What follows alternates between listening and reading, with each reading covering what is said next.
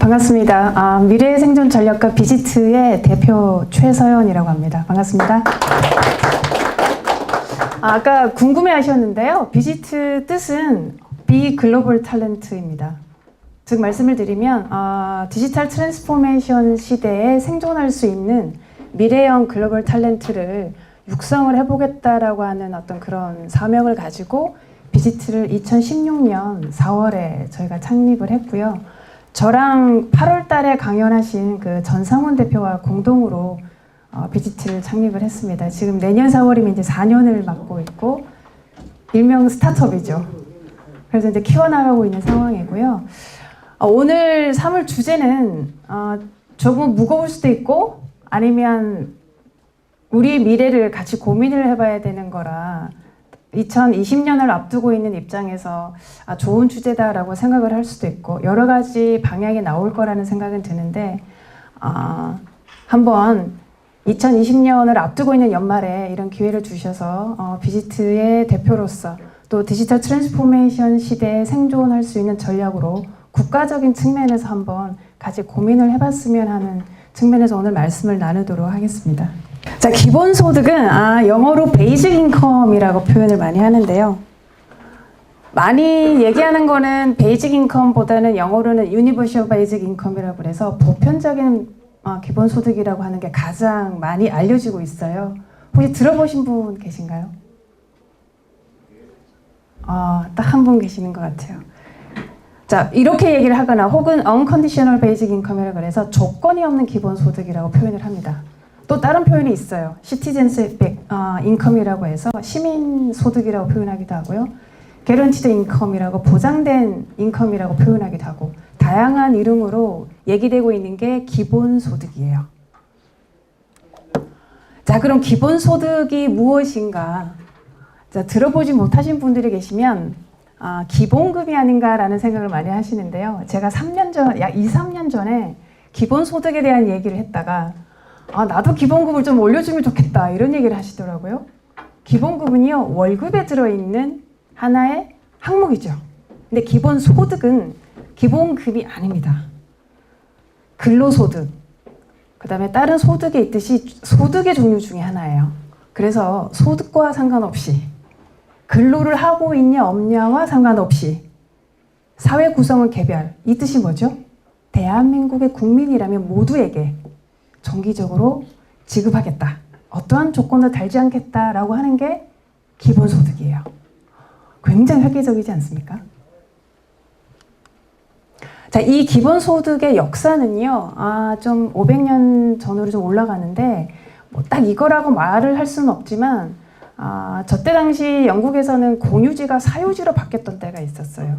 그때 어떤 철학자이고 사상가였던 토마스 모어가 어떤 유토피아라고 하는 저서에 뭐라고 했냐면 이걸로 인해서 생겨나는 어떤 대단한 많은 부조리한 일들이 많이 생겨나고 빈부의 격차가 커지면서 도둑으로서 어떤 생계를 유지하는 일이 생기다 보니까 우리가 그런 생계를 좀 책임을 져주는 것으로 지급을 하는 게 어떻겠냐라고 하는 것이 저술이 되면서 이 기본소득이라고 하는 개념을 지금까지 끌고 온 거예요. 그런데 이 기본소득이라고 하는 거는요, 지금까지 한 번도 이슈화 되지 않다가 지금 이슈화 되는 게 아니에요.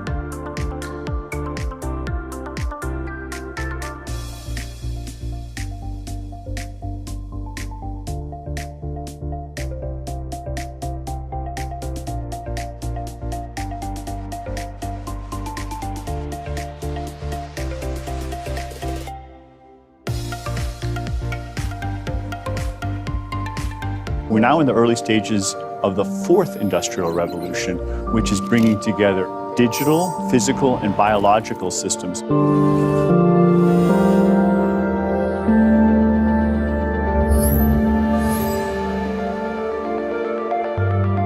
One of the features of this fourth industrial revolution is that it doesn't change what we are doing, but it changes us. We need a different economic model that will allow us to meet the basic needs of every human on the planet, and that will be focused not on growth per se, but on maximizing human well-being. We have energy technologies that can power our civilization, but how do we get it and implement it at the scale we need at a price that people around the world can afford? If we're able to do something to transform cities, to make them more efficient, then the impact can be huge. We can use asset tracking, we can use IT, we can use 3D printing to decouple growth from the resource constraints we have. The question of adding quality to quantity, it's really about a diverse, safe, healthy, and just world with clean air, clean water, clean energy. Together we are fighting to preserve our fragile climate from irreversible damage and devastation of unthinkable proportions. The prediction of 5 million jobs lost by 2020 to technology is serious, but the main question is, how will we define work? How will we share the wealth? How can you have a doctor that really knows a lot about data? How can you have a biologist that knows about medicine? We have to create a space that enables people to think freely, to think divergent thoughts, to think creative thoughts. We really need a new education or new training. We're working with A World in Motion and FIRST Robotics, trying to encourage students from third grade all the way up through the end of high school to pursue science, math, and different technologies. It's this ability of digital technology to change outcomes, to truly empower people that can create a more equitable growth. Fourth industrial revolution has the potential to make inequalities visible and to make them less acceptable in the future. I was the first person in the world to be able to voluntarily move my legs while stepping in a robot.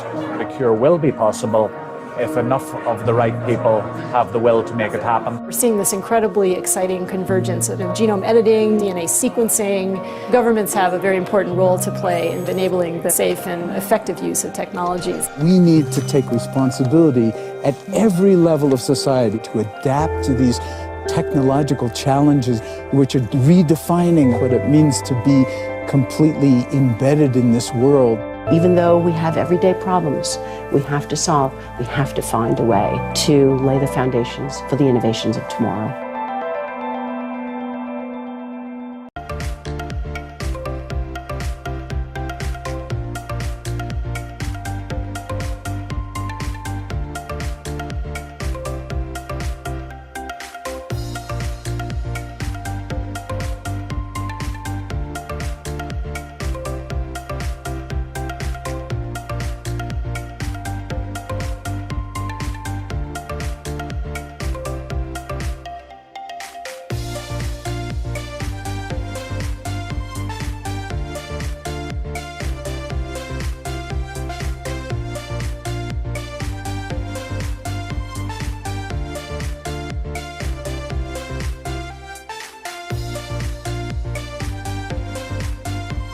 소득분이 10%를 가려내기 위해서 엄청난 행정비용이 들어갔어요. 왜? 10% 주지 않겠다는 거예요.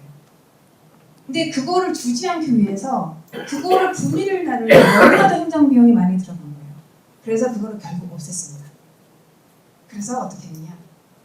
6세까지 무조건 주는 거예요. 그렇게 했죠. 그 다음에 복지의 사각지대. 복지 정책은요, 나라가 잘 살게 되고 어느 정도 부가 쌓이게 되면서 사각지대를 찾아보게 되고 복지 혜택을 받아야 되는 것들을 보게 되면서 그분들에게 넘겨주는 어떤 사회 보장 제도입니다.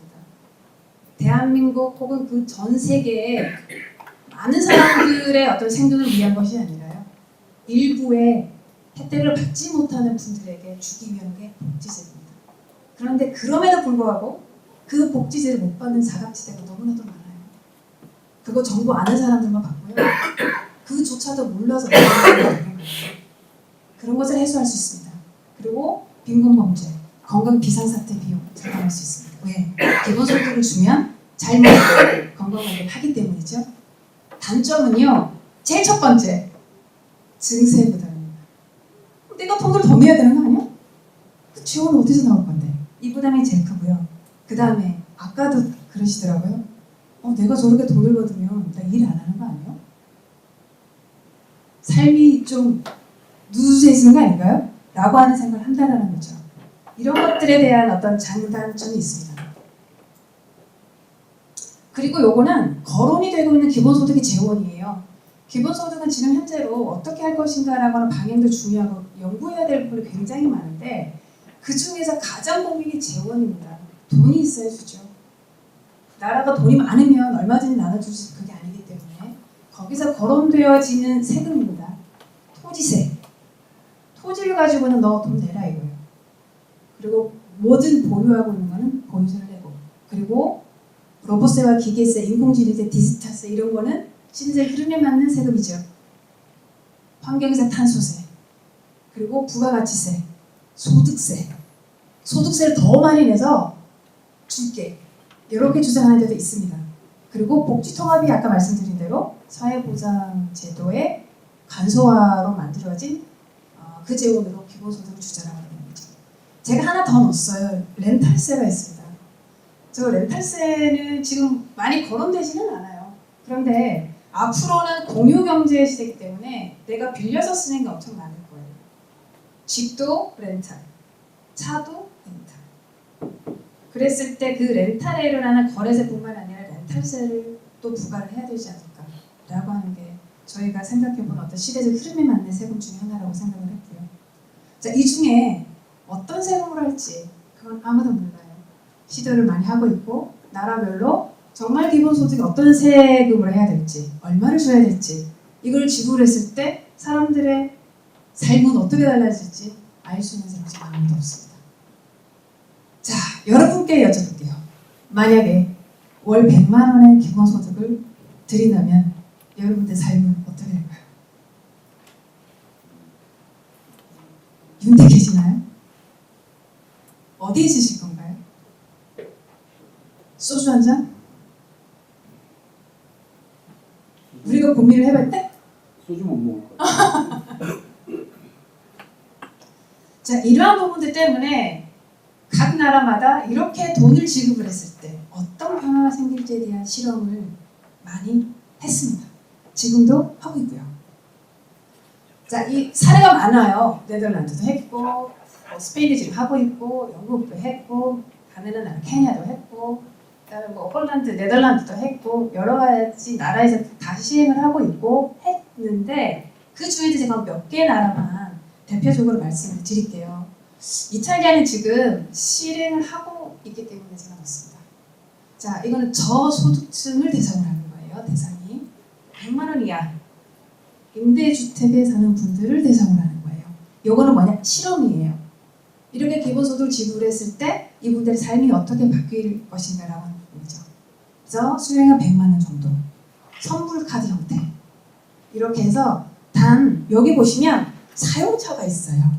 여기만 써야 된다는 얘기죠. 이 부분은 아주 중요한 부분입니다.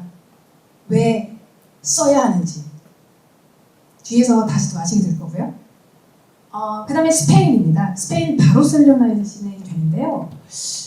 요거를 한번 찾아보니까 이게 지금 진행을 하는 게 암호화 화폐로 지불한다라고 하는 정보가 좀 있어서 현지에 저희 스페인에 거주하고 있는 친구랑 그리고 제가 기본소득 지구 네트워크 거기에 들어가서 여러 가지 보고서를 봤는데 암호화 화폐로 지급한다는 얘기는 제가 못 찾았어요. 근데 한국에서는 암호화 화폐로 지불하고 있다라는 정보가 흘러다니고 있습니다. 근데 제가 찾지를 못해서 일단은 현금 지원하는 걸로 제가 거기서 찾았기 때문에 그걸 적지는 못했고요. 일단 220만 원 정도 지불하고 있고 여기도 대상이 어디냐면 가장 빈곤한 지역 3군데입니다. 여기를 선정을 해서 주겠다라고 하는 얘기죠. 자, 스위스는 지금 진행을 하진 않아요. 스위스는 굉장히 부자잖아요. 아시죠? 자, 여기 얼마를 준다고요? 300만 원. 월 300만 원 줄게. 기본소득 한번 해볼래? 라고 했더니 76%가 no, 우리 안 받을래 라고 해서 2016년도에 부결이 됐어요. 그 이유 중에 하나는 이런 거 있습니다. 아우, 나 그거 안 받아도 우리 뭐 복지도 잘 되고 괜찮은데 왜 굳이 그걸 받아? 라고 하는 부분이 있고요. 또 그걸로 인해서 증세가 되잖아요. 소득세를 더 내든 부가세를 더 내든. 그렇기 때문에 그런 부분이 있어서 아직까지는 맞지 않다라고 하는 부분이고, 의외로 스위스가 인종차별이 조금 있는 데예요. 여러분들 모르셨죠? 그 이유가 이민자들이 많이 들어와서 많이 좀 후진났습니다. 그래서 여기서도 보이죠. 이민자가 들어올까? 우려된다. 왜요? 기본소득은요, 그 나라의 국가, 사회 구성원이면 누구나 줘야 된다. 그럼 내가 저기를 들어가서 사회 구성원이 되면 나는 받는 사람이 되는 거예요. 그래서 스위스는 부결이 됐습니다. 자, 핀란드 또한 굉장히 의미 있습니다. 왜 의미가 있느냐? 핀란드는요, 정부 주도로 진행했던 기본소득 실험이에요. 지금까지는 민간단체나 비영리 단체에서 진행했던 경우가 많은데, 핀란드 같은 경우는 정부가 주도했습니다. 주도를 했어요. 자, 여기도 보면은요, 대상이 정해져 있습니다. 누구죠? 실업자 대상이에요. 유럽은 기본적으로 복지가 잘 되어 있습니다. 그런데 핀란드도 너무 잘 되어 있어요. 아주 다양하게 얽히고 설켜 있어요. 그래서 여기서 진행을 했던 거는 실업급여를 받으면 다른 일을 해서 급여가 들어오면 실업급여를 못 받아요. 그건 어느 정도 비슷한데 핀란드 똑같아요. 그래서 내가 실업급여를 받는 동안은 일을 하려고 하는 의욕이 없는 거예요. 일을 찾으려고 하는 의욕이 없어요. 그래서 그런 부분을 고취시키고자, 고용력을 높이고자 하는 측면에서 실업자들을 대상으로 했습니다. 그런데요, 2017년도에 했거든요. 처음 시작을 1월에. 원래는 2년간 하기로 했습니다. 1년 후에 중도 스톱하게 됐어요. 왜 그랬을까요? 결과는 2019년도에 나왔어요. 뭐라고 나왔느냐? 고용률을 높이는 데는 실패했다. 그러나 그 금액이 그 사람들에게 어떤 삶의 질을 향상시키는 데는 도움이 된다라고 하는 보고서가 올 2월에 나왔는데, 제가 말씀을 드릴게요. 이거 누구시죠? 8월에 강의를 했던 전상훈 대표입니다. 2018년 9월이에요. 9월 달에 이분이 핀란드 사회보험기관, 사회보장국 켈라에 그거를 주도했던 분이세요. 올리 캥가스 박사님이신데, 저희가 연락을 해서 직접 만나러 핀란드로 날아갔습니다. 헬싱키에서 이분을 만났고요. 그분이 저희와 굉장히 공감되는 얘기를 한마디 하셨어요. 이분이 이걸 실패라고 보기는 힘들다. 하지만 중요한 건 뭐였냐면, 정부가 바라보는 기본소득 실험과 본인이 바라보는 기본소득 실험이 달랐기 때문이에요. 출발점이 달랐죠. 왜? 기본소득은요, 일자리 멸종으로 인해서 오는 생존에 필요한 거예요. 그런데 핀란드 정부가 어땠죠? 생존이 아니고요, 고용률을 올리는 복지 정책으로 간 거예요. 이 출발선이 달랐기 때문에 이 움직임 실험이 제대로 진행이 되지 않았습니다. 그래서 이 올리 박사님도 중간에 굉장히 좀 힘드셨다. 그래서 커뮤니케이션이 잘 되지 않으셨다라고 얘기를 했고, 굉장히 많은 얘기를 나눴습니다. 앞으로 가야 될 기본소득에 대한 방향에 대한. 자, 이거는 좀 굉장히 알고 계신 분도 계실 텐데, 미국의 알래스카 주에서는요, 석유 기금을 모아서 그걸로 기본소득이라고 하는 이름은 아니에요. 배당 개념으로 우리가 이렇게 돈을 벌고 있으니까 우리 시민들에게 돈을 주겠다라는 얘기예요. 기본소득의 개념으로 볼 수 있는 거죠. 엄청나죠? 그걸 아무에게나 주지는 않습니다. 살고 있어야 되고요. 범죄를 저지르면 안 돼요. 자, 그래서 여기를 보시면요, 처음에 약 40년 전에 시작을 했을 때는 한 46만 명 정도를 했는데, 저기 2016년도에 보시면 전체 시민이 67만 명이에요. 근데 거기에 이거를 받았던 분은 몇 명이죠? 63만 명. 거의 100%로 보시면 됩니다. 불가능한 분이 어떤 분이냐면요, 여기 거주한 1년 이상이 돼야 되는 분이 조건이 있고요. 그다음에 범죄를 저지르면 되지 않은 이런 어떤 조건이 있습니다. 그러면 무조건 다 받을 수 있는 금액이에요. 처음에는 약 $300 정도 시작을 했다가 지금은 한 $2,000 정도까지 올랐다고 해요. 40년 가까운 기간 동안. 자, 이게 2018년도에 서울신문에 났던 건데요. 여기 한번 보시겠어요? 이 연구기금 배당금이 인생에 도움이 됐냐? 그랬더니 거의 80%에 해당하는 분들이 도움이 많이 됐다라고 얘기를 했고요. 여기를 주목을 하셔야 되는데 어떤 용도로 썼습니까? 라고 하는 질문에 뭐가 제일 많죠? 저축입니다. 27%가 거의 대부분을 저축했다. 15%가 절반은 저축하고 절반은 사용한다. 굉장히 많은 프로테이지가 저축을 하고 있어요. 자, 이것은 그 배당에 이 심의만 해당되는 거고 기본소득이라고 이름을 거론하지 않았기 때문에 상관없습니다. 기본소득은요, 저축하면 안 됩니다. 저축하지 말라라고 하는 조항은 없어요. 근데 저희는 만들어야 한다고 생각을 합니다. 왜 그런지는 뒤에 가시면 아실 거예요.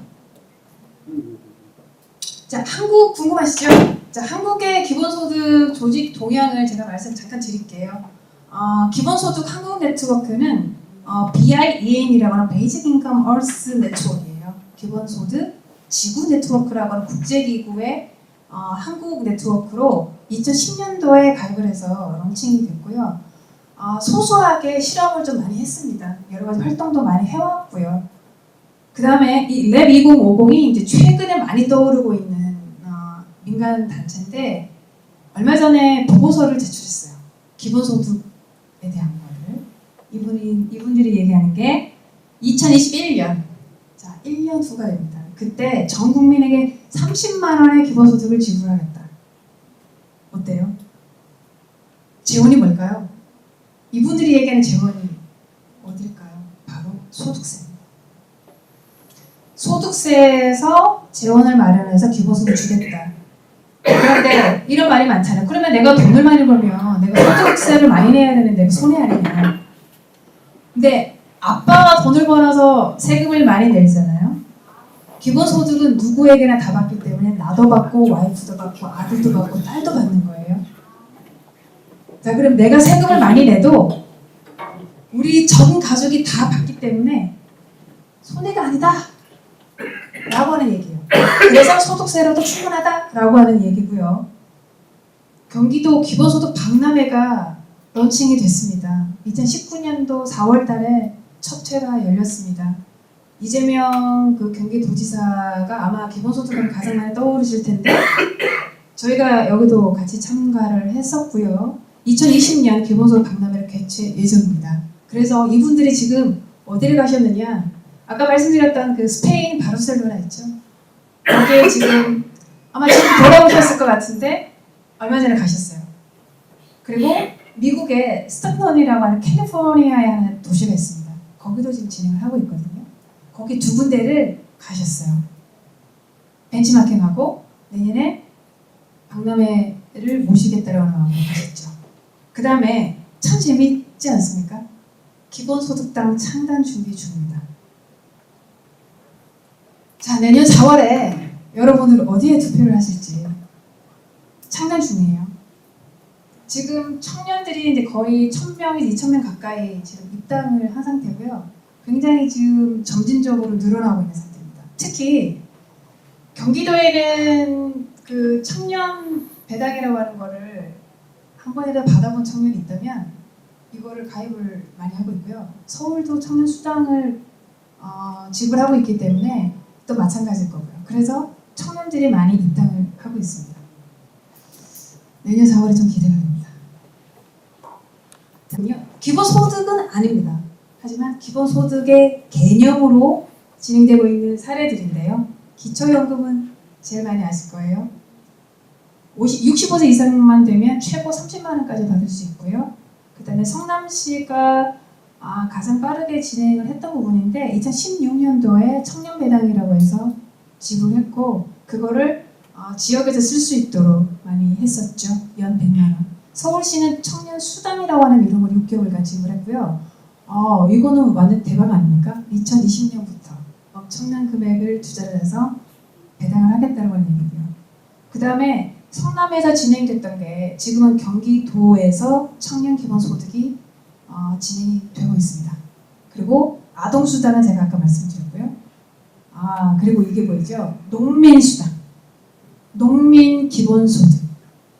자, 요건 최초로 해남에서 먼저 진행이 됐어요. 그리고 지금 몇 군데에 농어민 기본소득을 지금 계속 추진 중에 있습니다. 이게 지금 한국에 여러 가지 시도를 많이 하고 있는 기본소득 중에 하나라고 보시면 되겠습니다. 자, 요게 올 4월에 열렸던 기본소득 박람회예요. 여기 보시면 뭐 나오는데 일자리가 없으니 뭔가 살 돈도 없어. 그러니 기본소득을 좀 줘야 되지 않겠냐고 이런 내용들로 해서 했고요. 이재명 경기도지사께서 기조연설을 하셨습니다. 이때 당시에 글로벌 해외에서 계신 분들이 많은 분들이 오셔가지고요 했고 저기 전상훈 대표도 같이 참가를 해서 뭐 패널에 참석하신 건 아니고요. 그냥 이렇게 앉아서 구경하는 수준으로 어떻게 가나 다녀오셨습니다. 자, 요거는 지역화폐예요. 사실 기본소득과는 조금 거리가 먼 얘기긴 한데 이 기본소득이 경기도에 굉장히 많이 있습니다. 혹시 가입하신 분 계신가요? 이 카드를요? 없으세요? 자, 이 31개 시군에서 지금 하고 있는데 저희 동네 같은 경우는 어제 제가 군포 경찰서를 제가 갔다 왔습니다. 제가 군포에 살고 있는데요. 거기 이제 어떤 간담회가 있어서 제가 경찰서를 갔다 왔습니다. 죄를 저질러서 그런 건 아니고요. 가는데 군포의 머니라고 하는 이 지역화폐가 있어요. 자, 예를 들면 50만 원을 내가 기입을 하면 6%를 주는 거예요. 어떤 때는 5%, 어떤 때는 6%, 어떤 때는 7%를 더 얹어주는 거예요. 그럼 그걸 어디다 쓴다? 그 지역에다가 쓰는 거예요. 그래서 지역 활성화를, 지역 경제 활성화를 가져간다라고 하는 얘기죠. 근데 이것이 기본소득과 어떤 관계가 있을까? 자, 처음에는 지역화폐를 페이팔을 줬어요. 그 다음에 이게 더 진화가 돼서 카드로 줬어요. 근데 이제는 어떻게 해요? 제로페이 들어보셨죠? 그런 식으로 디지털페이로 연계가 됩니다. 자, 이것은 향후 앞으로 기본소득제가 진행이 될 때 디지털 화폐, 디지털 형태의 지급의 순환이 돌아가야 되기 때문에 거기에 기본 시스템을 구축하는 테스트로 보시면 됩니다. 그래서 아주 중요한 부분이에요. 자, 요거는 전데요. 요것도 2018년 5월달입니다. 제가 미국은 알래스카주는 이제 계속 오랫동안 했기 때문에 알려드렸고, 제가 미국에 대해서 좀 더 치밀하게 말씀을 드려야 되는 부분인데요. 뉴욕의 기본소득위원회예요. 그게 저기 오른쪽입니다. 뉴욕의 기본소득위원회에 제가 직접 찾아가서 PT를 했습니다. 그때 이분들이 제가 PT한 내용 중에 단 하나에 굉장히 임프레스 됐었거든요. 그 내용은 제가 뒤에서 다시 말씀드릴게요. 그리고 여기는 보스턴입니다. 2017년도에 제가 미국에 가서 기본소득에 대한 얘기를 참 많이 했었습니다. 근데 그때 미국에서 그 얘기를 이해하는 사람이 별로 없었어요. 근데 2018년도에 2017년도에 제가 이메일을 썼죠. 뉴욕 기본소득위원회는 제가 사실 2017년부터 계속 이메일을 했어요. 너 만나고 싶다. 안 왔어요. 근데 2018년도에 제가 만났는데 답변이 와서 그때는 정말로 많은 사람들이 기본소득에 대한 여론 형성이 너무나도 많이 돼서 깜짝 놀랐어요. 불과 1년 만에. 그래서 보스턴에는 그 기본소득 미터비라고 해서 디베이트 클럽이 있어요. 그래서 이 클럽에 매주 한 번씩 모여서 기본소득이 과연 무엇이고 어떤 방향을 나가야 되고 이것이 왜 필요한지에 대한 거를 서로 디베이트 토론을 하는 거예요. 너가 잘못됐다, 너가 잘됐다가 아니라 그런 의견을 하면서 고치를 시킵니다. 그리고 또 하나, 뉴욕 기본소득위원회에서 저에게 개별적으로 활동하는 분들도 소개를 해주셨어요. 그래서 그분들을 커피숍에 만나가지고 얘기를 많이 했었거든요. 열정이 대단하세요. 그때 제가 봤던 미국의 파워는요, 여론 형성을 기가 막히게 만든다는 얘기예요. 그렇게 해서 어떻게 해요? 정책으로 꼬리를 할 수 있게끔 해요. 위에서 내려오는 게 아니라 밑에서 만나서 위로 쳐올라가는 이 힘을 제가 2017년, 18년도 그 1년 사이에 강하게 느끼고 왔었거든요. 지금도 이거는 계속 진행을 하고 있습니다. 제가 온라인에 좀 들어가야 되는데 그러지는 못했고요. 이때도 제가 좀 다양한 부분을 얘기를 했었고 그때 제가 했던 것 중에 이런 기본소득은 장기적으로 봤을 때는 페이파는 카드가 아니라 크립토 커런시라고 하는 암호화폐로 가야 된다라고 제가 제시를 했는데 여기에서 리딩을 하시는 여기 알렉스라고 하는 분이 크립토 커런시를 연구를 하고 있더라고요. 그래서 이렇게 생각하는 사람이 또 있구나. 굉장히 반가웠죠. 자, 이제 미국의 사례를 한번 볼게요. 굉장히 많지만 대표적인 몇 군데예요. 자, 이게 스톡턴 이코노믹 임파워먼트 데몬스트레이션인데 시드라고 표현을 하는데요. 요 도시에 있는 캘리포니아에 있는 도시에 있는 경제를 강화시키겠다라고 하는 이름으로 진행되는 프로젝트입니다. 자, 이것도 마찬가지죠. 올 2월부터 어떤 대상자를 뽑아가지고 얼마를 지불을 하는 이런 실험이 있고요. 이렇게 은행 카드로 지불이 되고 있습니다. 자, 한국의 기본소득 박람회 조직이 어디로 갔다고요? 여기를 갔다고요. 그래서 아마 지금쯤 돌아왔지 않았을까라는 생각이 듭니다. 좋은 걸 안고 왔으면 좋겠고요. 자, 그 다음에 요 두 개, 기브 디렉트리랑 Y 컴비네이터 요 두 개가 있는데요. 이것도 마찬가지예요. 비영리 단체예요. 국제 원조를 하고 자선 사업을 하는 그 비영리 단체인데 케냐에서 UBI를 실험을 했습니다. 그 다음에 Y 컴비네이터는 2018년부터 캘리포니아 오클랜드에서 실험을 했어요. 근데 제가 왜 이 두 단체를 넣었을까? 다른 의미가 있습니다. 여기에 들어가는 어떤 재정의 지원자는요, 바로 실리콘밸리입니다. 실리콘밸리에서 첨단 기술을 리딩하고 있는 그 기업들이 여기에 자금이 되고 있어요. 왜 그럴까요? 자기네들이 우위를 차지하고 있어서 그럴까요? 그건 아닐 거라는 얘기예요. 미국의 민주당 차선 대선 주자 앤드류 양 혹시 들어보신 분 계신가요? 이분을 모르면 이제 큰일 납니다. 지금요 미국이 지금 난리가 났어요. 앤드류 양이 누구냐? 자, 이분이 굉장히 지금 혁명을 일으키고 있습니다. 민주당인데 이분이 부르주아예요. 대만계고요. 어렸을 때부터 이제 이민을 가서 부모님부터 시작해서 다 부르주아 집안입니다. 브라운 대학을 나오시고 콜롬비아 로스쿨 나와서 변호사 하시다, 기업을 하시다, 지금은 내가 대통령이 되겠다고 하셨는데 이분이 걸고 있는 게요 기본소득이에요. 왜 가능할까? 이분은요 시대 흐름을 알아요. 탁상 공론만 했던 분이 아닙니다. 기업을 했던 분이에요. 4차 산업혁명을 알고 계신 분입니다.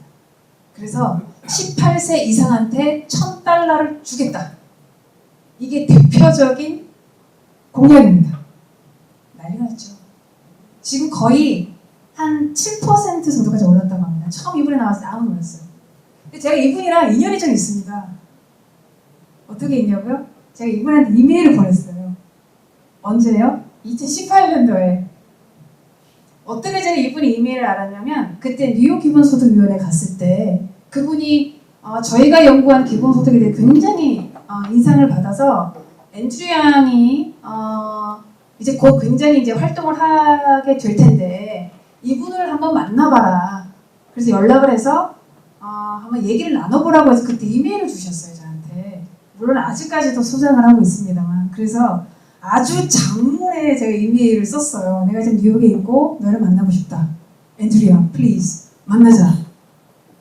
근데 분명히 이메일을 읽었는데요. 시원하게 까였습니다. 답이 안 왔어요. 그래서 뭐 결국 못 만났는데 지금 좀 후회가 돼요. 그때 다시 한 번 또 이메일을 보내볼 걸. 만나자. 너 안 만나면 안 돼. 라고 해볼 거라는 생각이 들어요. 왜 제가 이분을 만나고 싶어 했고 뉴욕 기본소득위원회가 저희가 소개를 시켜줬냐면 이분이 가지고 있는 게 바로 이겁니다. 4차 산업혁명으로 인해서 우리의 일자리는 종말이 된다. 그래서 기본소득은 필요하다. 재원은 그 그 기업으로부터 받아야 된다. 자, 이분이 얘기하는 것 중에 좀 재밌는 것들이 있어요. 그래서 몇 가지를 가지고 왔는데 개인정보 제공의 대가 테크 체크라고 하는 얘기를 했어요. 기본소득은 뒤에도 말씀을 드리겠지만 일방적으로 위에 부를 가진 사람이 소득이 없거나 가난한 자들을 도와주는 일방적인 게 기본소득이 아닙니다. 같이 해야 되는 거거든요. 왜 같이 해야 되느냐? 우리는 정보를 제공하고 있잖아요. 지금의 공룡 기업들, 지금의 거대 자본가들, 우리가 활동하지 않고 우리가 소비하지 않고 우리의 데이터가 없으면 성장할 수 있습니까? 우리는 거기에 대한 대가를 받아야죠. 그죠? 이분이 말씀하시는 바로 그거예요. 저희랑 너무 맞는 게 많아서 꼭 만나고 싶었는데 불발됐지만 개인정보 제공의 대가로 테크 체크를 해야 된다. 알래스카주는 오일 체크 기금을 마련해서 배당을 지불하듯이 마찬가지다라고 얘기를 했고요. 이 타임뱅킹이라고 하는 것도 굉장히 재밌는 거예요. 디지털 시대는 속도예요. 디지털 트랜스포메이션은 그 시점, 그 때를 놓치면 기회를 가져갈 수가 없거든요. 그리고 그 속도는 빛보다 더 빠르게 변하고 있기 때문에 우리가 거의 멘붕 상태에 오는 거예요. 그래서 시간을 아껴주는 사람들한테는 포인트를 주겠다. 내가 부산까지 가서 해결할 수 없기 때문에 거기 있는 사람 대신해주면 거기에 따른 시간의 대가를 포인트로 주겠다고 합니다. 그게 바로 타임뱅킹. 실제로 이런 형태로 움직이고 있기는 해요, 몇 군데. 근데 이거를 체계적으로 디지털 사회를 만들겠다고 하는 부분이죠. 굉장히 지금의 트렌드를 잘 이해하고 있다고 보시면 되고요. 지금 마지막 이 부분은요. 정말 지금 현재 대한민국 우리 모두에게 어쩌면 말 못할 그분들에게 꼭 말씀드리고 싶습니다. 제도나 정책은요. 미래 방향적으로 가야 되거든요. 이분이 이런 얘기를 했잖아요. Humanity first. 인간이 우선이다. 그리고 뭐라고 했죠? Not left, not right, forward. 좌도 우도 아니 바로 앞으로 가야 한다. 그래서 뭐라고 했느냐? 사회의 현상을 제대로 아는 사람, 시대의 흐름을 제대로 아는 사람이 대통령이 되어야 된다. 그렇지 않으면 정책은 뒤로 가는 거예요. 트럼프가 대통령이 됐던 거는 기적이 아니다라고 이분이 주장하거든요. 왜요? 그때 당시에 미국의 일자리가 폭망했습니다.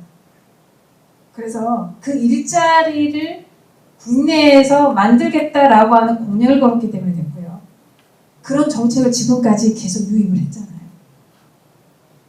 그런 시대적인 흐름을 알았기 때문에 대통령이 된 것과 마찬가지로 앞으로 시대의 흐름을 알아야 된다라고 하는 거죠.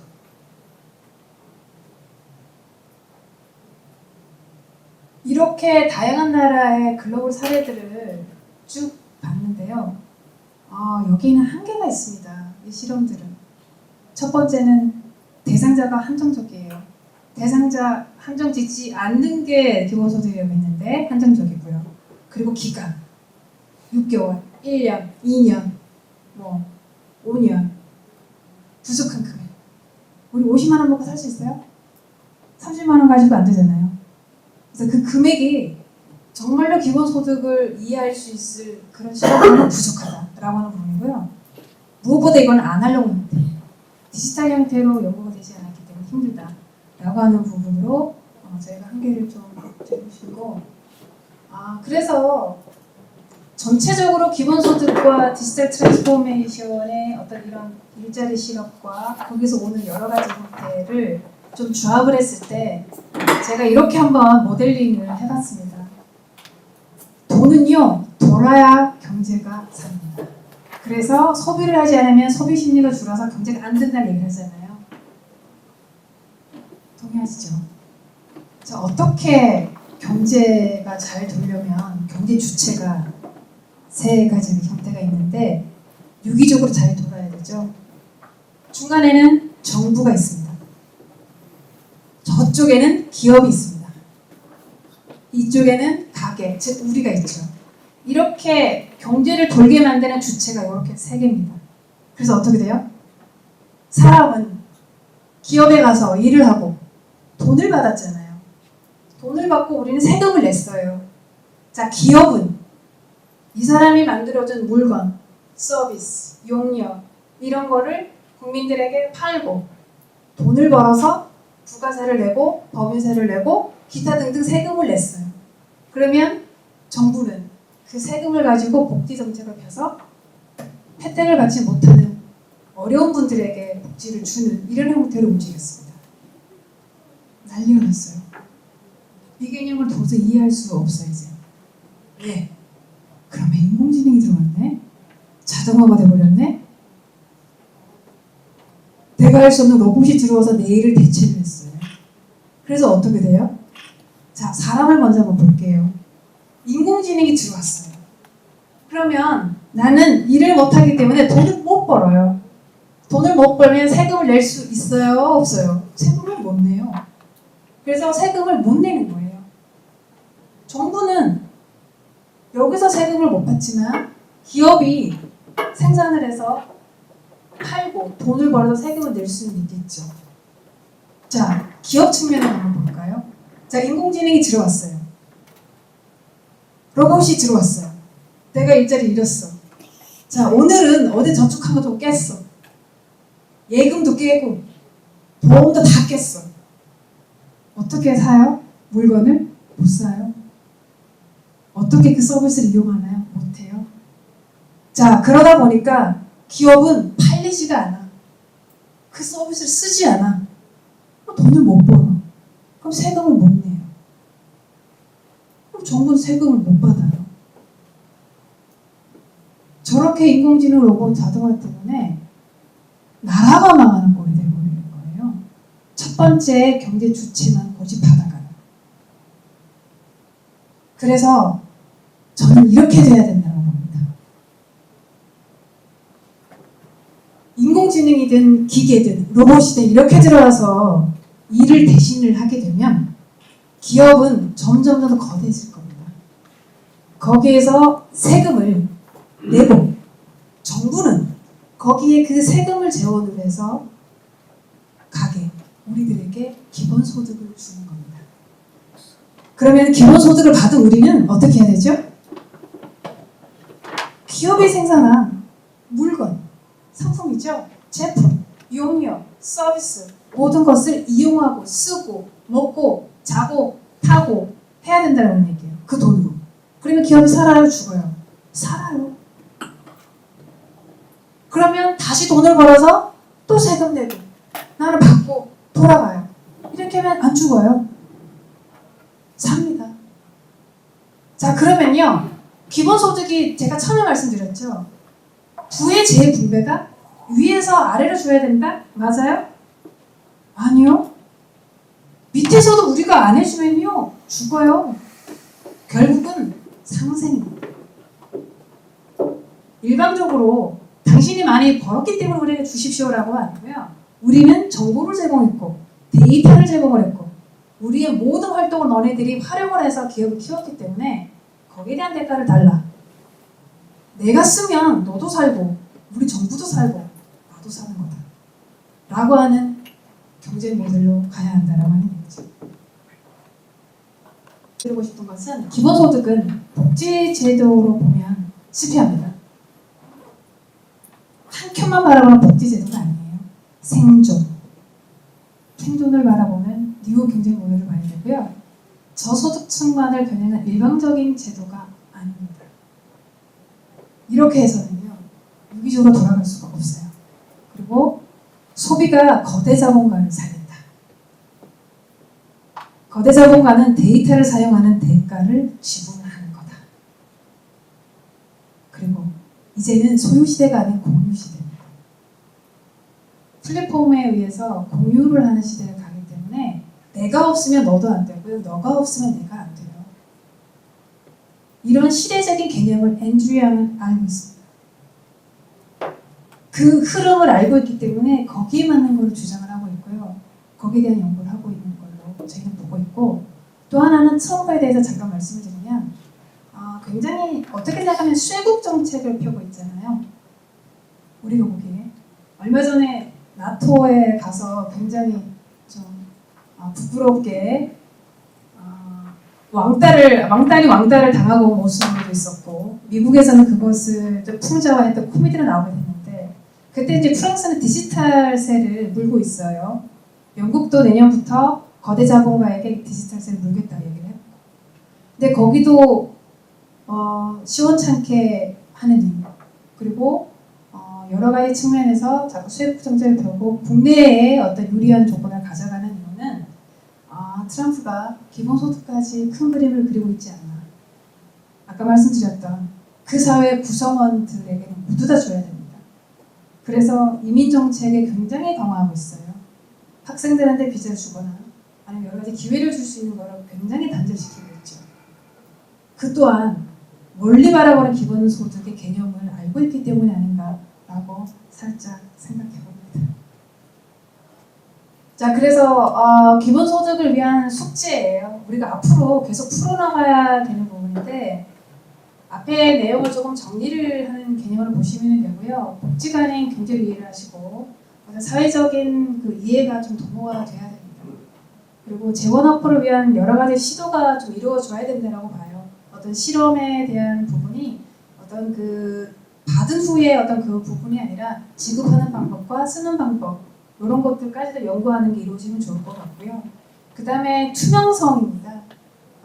블랙머니가 상당히 많잖아요. 물 위에 떠 있는 돈보다 지하에 수많은 돈이 많을 텐데, 이러한 부분을 수면 위로 올릴 수 있는 건 암호화폐입니다. 크립토 커런시는 분명히 우리나라에 있는 그 코인으로 불려지는 어떤 그런 암호화 블록체인의 기술이 코인화되어서 거래를 하거나 어떤 그 투기성에 가까운 어떤 이런 행태로 자꾸 발전되어지는 모습은 썩 좋은 모습은 아니라고 보고 있어요. 스위스에서는 지금 핀테크로 지금 화랑이 전체로 바뀌고 있고요. 물론 대한민국도 핀테크에 대한 얘기를 하고 있지만, 그것은 정책적으로 봤을 때 어떻게 지급을 하고 세금이 징수가 되고 그 흐름을 핀테크의 기반이 되어야만 가능한 부분입니다. 그러한 부분에 있어서 이 블록체인의 기술이 어떻게 기본소득과 연계가 되어서 투명성을 가질 수 있는 암호화 화폐로서 그 역할을 할 수 있을지에 대한 연구가 지속적으로 이루어져야 된다 보고요. 제가 강력하게 주장하는 게 바로 이겁니다. 조건이 딱 하나는 있어야 돼요. 저축은 하면 안 된다. 100만 원을 받던 300만 원을 받던 그거를 저축을 해버리면요, 그 경제도 죽지만 다 죽어요. 아까 제가 말씀드렸던 개념에서 받으면 써야 합니다. 근데 알래스카에서 거의 40%가 저축을 했잖아요. 이런 형태의 조항을 기본소득에서 넣는다라고 하면 경제는 돌아가지 않습니다. 그래서 이 항목은 저는 반드시 들어가야 한다. 써라. 어디를 쓰든. 그리고 철학적 주장이 아닌 데이터 중심으로 연구를 해라. 자, 철학적인 어떤 거예요? 우리 인권은 사람이니까 그렇게 해야지. 나눠야지. 이런 개념으로서는 이제는 통하지 않는 시대예요. 어떤 방법으로, 얼마만큼의 재원으로, 누구에게, 몇 명에게, 언제, 이런 어떤 데이터적인 걸로 연구가 좀 이루어져야 될 것 같고요. 마지막은 아까 제가 말씀드렸던 부분인데, 1%에게 부과되는 그 세금은, 즉 공용기업에게 부과하는 어떤 여러 가지 세금은 우리가 99%가 내놓고 있는 그 데이터를 사용한 여로 너네가 내놔라 하는 개념으로 전반적인 사회적 도모가 좀 되면 기본소득이 훨씬 더 빠르게 발전하지 않을까 하는 생각을 해봅니다. 아직까지 그 유니버셜 베이직 인컴은 진행 중이고요. 우리나라에서 내년에 아마 큰 이슈화가 될 것 같습니다. 2020년에는 이 기본소득에 대한 이슈가 물 위로 올라올 것 같아서 오늘 주제를 좀 삼았고요. 긴 시간이 아니라서 디테일하게 말씀을 드리지는 못했지만 이런 게 있구나라는 정도로 좀 아시고 좀 눈여겨보시면 좋지 않을까 하는 생각이 듭니다. 고생하셨습니다.